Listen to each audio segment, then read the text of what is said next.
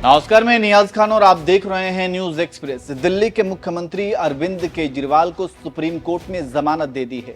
हालांकि ऐसी अटकलें मनीष सिसोदिया की जमानत के बाद से ही लगाई जा रही थी और कहा जा रहा था कि मनीष सिसोदिया के बाद अब अरविंद केजरीवाल भी जेल से छूट जाएंगे और वैसा ही हुआ। अब केजरीवाल भी जेल से बाहर हैं और इस तरह से आम आदमी पार्टी के टॉप लीडर्स जो भी जेल में बंद थे अब सभी बाहर हैं, जिसमें संजय सिंह, मनीष सिसोदिया और अब अरविंद केजरीवाल है। एक तरफ इन सभी नेताओं के बाहर आने से आम आदमी पार्टी में फिर से जान आ गई है, वहीं दूसरी तरफ इनकी जमानत के बाद वकील अभिषेक मनु सिंघवी के नाम की भी खूब चर्चा हो रही है, क्योंकि इनके दलीलों के कारण ही आज सभी नेता जेल से बाहर हैं। तो चलिए इस वीडियो में हम आपको वकील अभिषेक मनु सिंघवी के बारे में तफसील से बताते हैं कि ये कौन है, विपक्ष इन्हें वकील के तौर पर क्यों पसंद करता है। तो सबसे पहले आपको बता दें कि अभिषेक मनु सिंघवी सुप्रीम कोर्ट के वरिष्ठ वकीलों में से एक हैं। सिंघवी का जन्म 24 फरवरी 1959 को राजस्थान के जोधपुर में हुआ था। उनकी प्राथमिक शिक्षा दिल्ली के सेंट कोलंबा स्कूल से पूरी हुई। स्कूल के बाद सिंघवी ने दिल्ली विश्वविद्यालय के सेंट स्टीफन कॉलेज से अपनी ग्रेजुएशन पूरी की।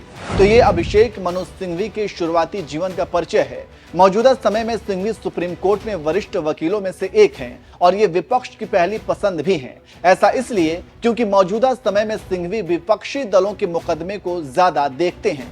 ज्यादातर विपक्षी नेता सुप्रीम कोर्ट में अपने किसी भी मामले की सुनवाई के लिए सिंघवी से ही संपर्क करते हैं। सिंघवी की दलीलों में इतनी जान होती है और वे कानूनी पहलुओं को इतने करीब से जानते हैं कि बड़े से बड़े केस को चुटकियों में ही सुलझा देते हैं। सिंघवी की दलीलों को मानते हुए ही सुप्रीम कोर्ट ने 9 अगस्त को मनीष सिसोदिया को कथित शराब घोटाले में जमानत दी थी। अब इसी मामले में कोर्ट ने सीएम केजरीवाल को भी जमानत दे दी है।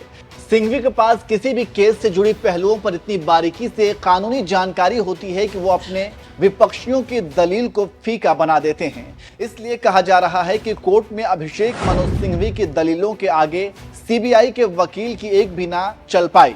आपको बता दें कि सिंघवी ने ट्रायल कोर्ट से लेकर सुप्रीम कोर्ट तक अरविंद केजरीवाल का केस लड़ा था, तब जाकर उन्हें जमानत मिल पाई। ऐसा ही उन्होंने मनीष सिसोदिया के मामले में भी किया। तभी जेल से बाहर आते ही मनीष सिसोदिया ने वरिष्ठ वकील अभिषेक मनु सिंघवी की जमकर तारीफ की थी।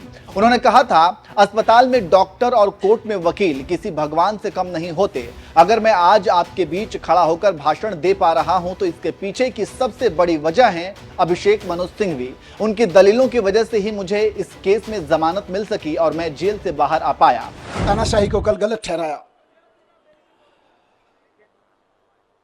और माननीय सुप्रीम कोर्ट के साथ साथ मैं बहुत तहे दिल से शुक्रगुजार हूं